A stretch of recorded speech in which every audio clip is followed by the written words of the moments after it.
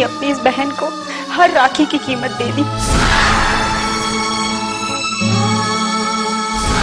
भैया, वहां सब लोग यही कह रहे थे कि वो सीडी आपने मयंक भैया को दिखाई थी और आपने उनको धमकी भी दी थी।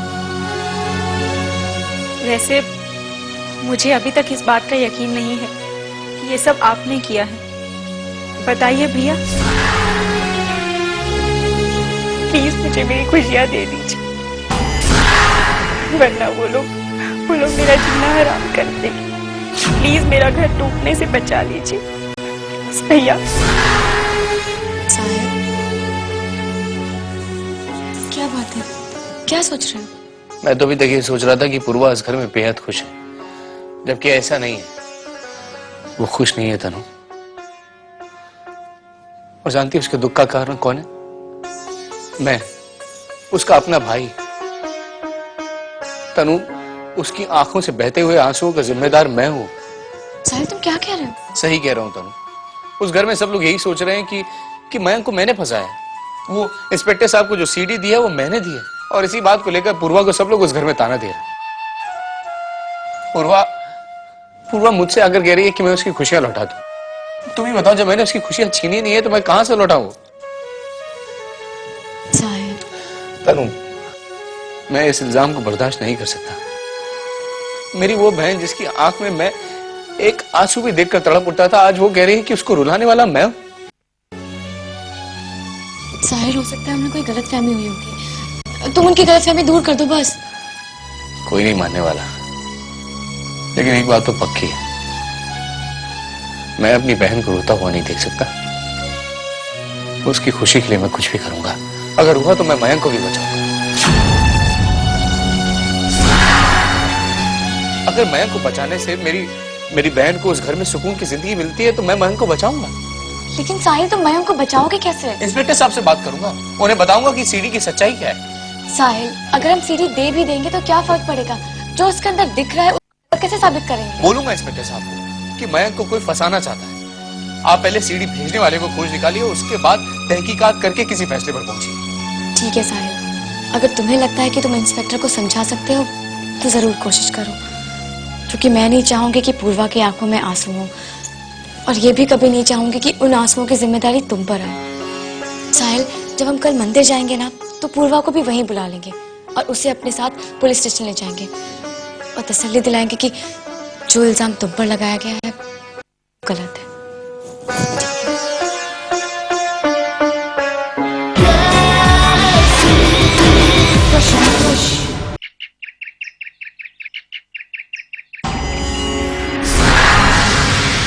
जितनी भी मुसीबतें आई हैं सब इसकी वजह से आई।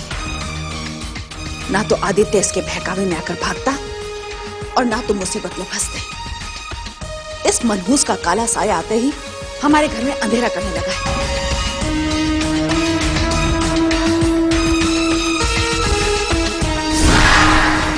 मैंने इसे ना कभी बहू माना है और ना ही मानूंगी।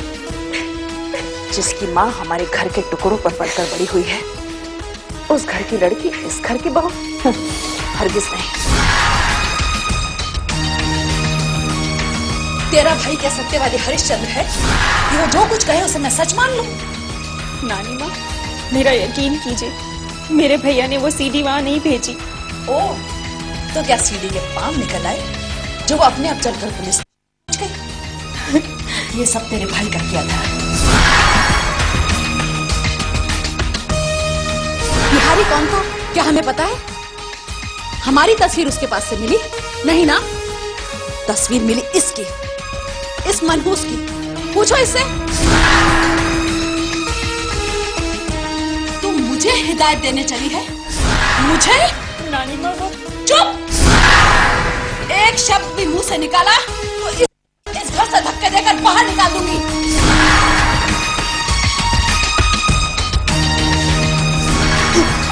चेहरा देखकर तुझे बर्दाश्त कर रही हूँ, वरना तेरे जैसी लड़की को तो इस घर में मैं नौकरानी भी ना रखूं।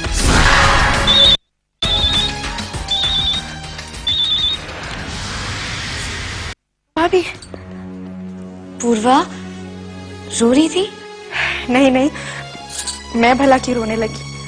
झूठ मत बोलो पूर्वा, मेरे और साहिल के बीच में सारी बातचीत हो चुकी है।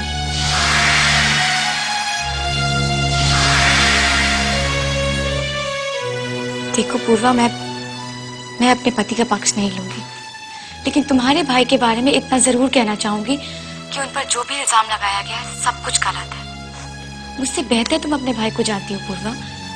तुम्हें क्या लगता है, तुम्हारा दिल क्या कहता है, तुम बताओ। भाभी, लोगों के इतने कड़वे शब्द सुनने को मिल रहे हैं कि इन शब्दों के बीच अब मुझे मेरी आवाज सुनाई ही नहीं देती। मैं समझ सकती हूँ पूर्वा। खैर तुम फिक्र मत करो, साहिल वही करेंगे जो तुम्हारे लिए बेहतर होगा। तुम्हारी खुशी के लिए वो कुछ भी कर सकते हैं पूर्वा। अच्छा, कल मैं और साहिल मंदिर जा रहे हैं, वहीं से हम पुलिस स्टेशन भी जाएंगे। मैं चाहती हूँ कि तुम भी हमारे साथ चलो। मैं? क्यों भाभी? पूर्वा, अगर तुम हमारे साथ चलोगी तो मुझे अच्छा लगेगा। नहीं नहीं भाभी, मैं आप लोगों के साथ नहीं चल सकती। क्यों? अपने भैया भाभी के साथ कहीं जा नहीं सकती तुम? नहीं भाभी, मैंने कहा ना, मैं आप लोगों के साथ नहीं जा सकती। वैसे भी इस वक्त यहाँ सब लोग परेशान हैं। क्या पता मेरे जाने से बात और बिगड़ जाए। मैं आप लोगों के साथ नहीं चल सकती। आप लोग जाकर आइए। पूर्वा,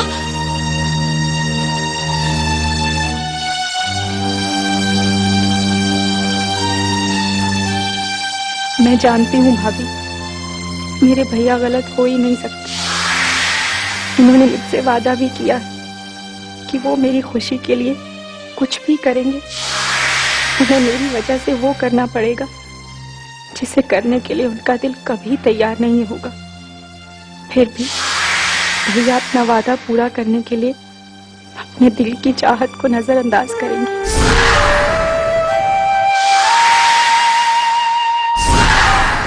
जरूर करेंगे।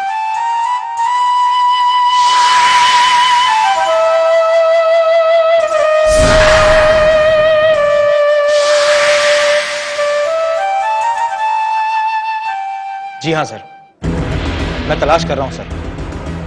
वो अब तक हमारी पकड़ में नहीं आया है। सर, मैंने उसके घर पे भी छापा मारा था, मगर वो वहां से बच निकला।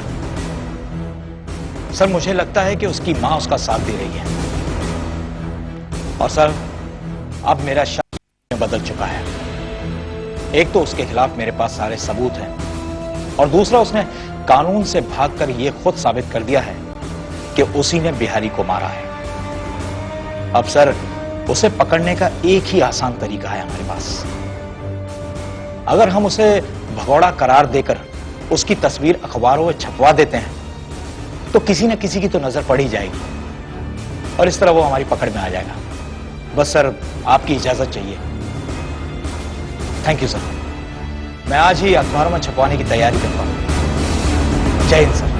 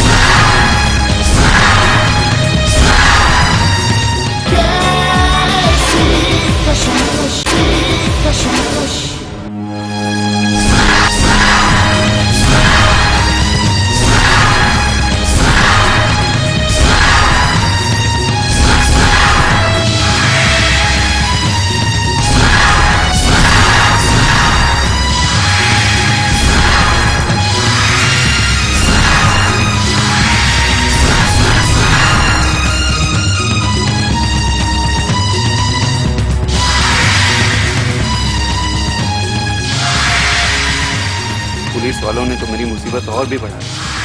अब तो छिपकर रहना भी मुश्किल हो जाए। क्या करूं? हाँ, एकदम बढ़िया क्वालिटी का पालना भेज देना, सबसे अच्छा। एड्रेस पता है ना आपको? Okay, thank you. दुल्हन, ये पालना मंगाने की क्या जरूरत थी? अभी बहुत वक्त है। ताईमा, ये मेरी तरफ से तोहफा है तन्नू और साहिल के लिए। उसे देखकर वो लोग बहुत खुश हो जाएंगे। और वो कहते हैं ना, अगर माहौल अच्छा हो तो खुशियां दुगनी हो जाती है।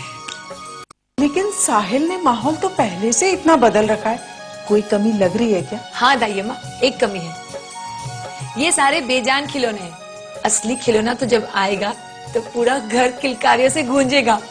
मेरे कान तरस रहे उसको सुनने के लिए। दुल्हन, तुम तो बच्चों की तरह उतावली हो रही हो, सब्र करो। नहीं होता सब्र दाई अम्मा। जब से इस खुशी की खबर मैंने सुनी है, बस एक एक पल काटना मुश्किल हो गया है। ऐसा लग रहा है कब वो आएगा, कब मैं उसे खिलाऊंगी, कब मैं ये करूंगी, कब मैं वो करूंगी। दाई अम्मा मेरी ऐसे क्या देख रही हो दाई अम्मा?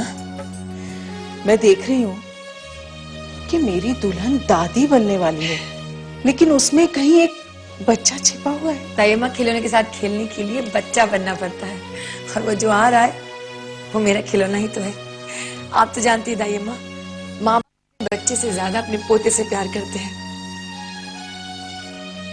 बस आज मेरी सारी खुशियां पूरी हो गई। इस घर की मेरी सब खुशियां पूरी हो गई।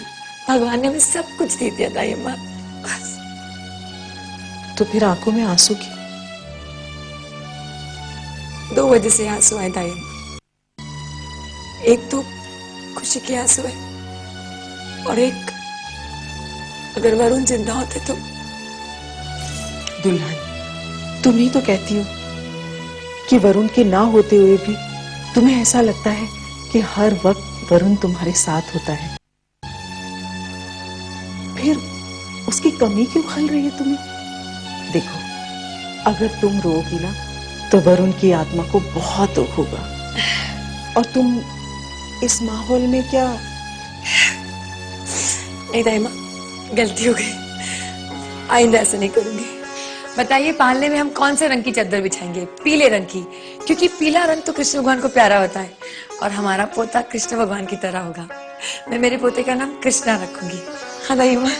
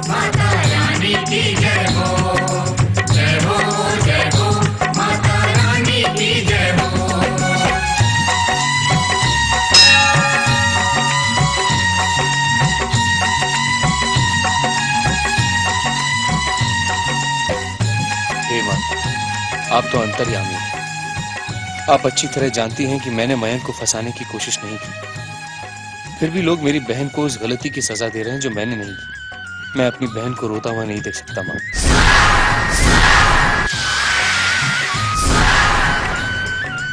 मैं अपनी उस गलती को सुधारने जा रहा हूँ जो गलती मैंने नहीं की। बस आपका साथ चाहिए।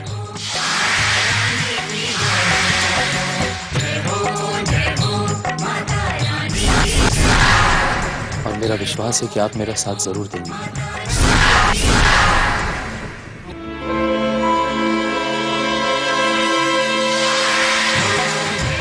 हे देवी, मैं इतनी सौभाग्यशाली तो नहीं कि अपनी बेटी के रूप में तुम्हें मान सकूं।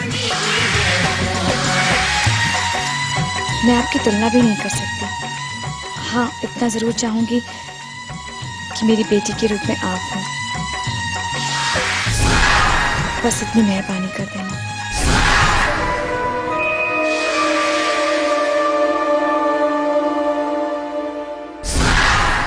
तुम्हारा रूप भी अगर मेरी बेटी को मिल गया तो हमारे परिवार की मुस्कुराहट हमेशा कायम रहेगी, क्योंकि तुम्हारा रूप भी इतना प्यारा है। साहिल अपने आने वाले बच्चे को लेकर काफी खुश है। बस इस खुशी के बीच एक बाधा आ गई है, जिसे आज वो दूर करने की कोशिश कर रहा है। भगवान, तुम साहिल की मदद करना।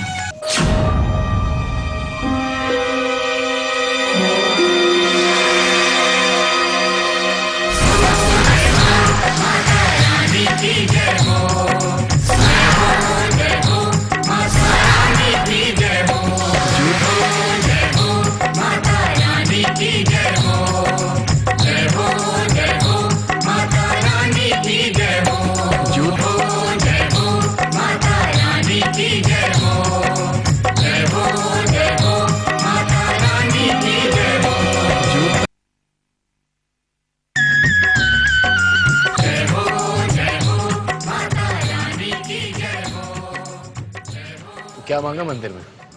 बताया थोड़ा ना। भाई मैं तो बता देता, मैंने भगवान से एक प्यारी सी लड़की मांगी है जो कि तनु से अच्छी हो।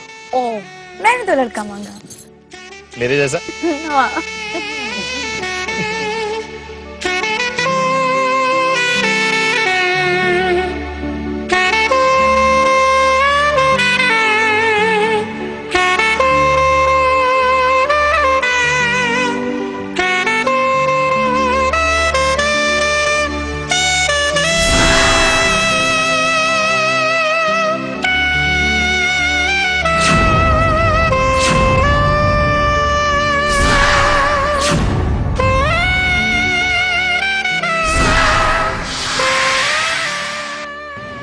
क्या हुआ? ये ब्रेक क्यों नहीं लग रहा?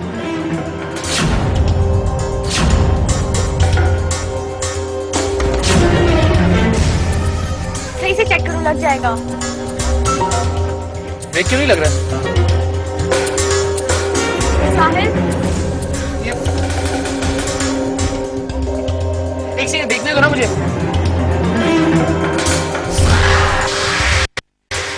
साहिल देखो ना, चेक करो क्या हुआ है। मैं देख रहा हूँ। ब्रेक को हुआ क्या? जाने कैसे हो जाएगा?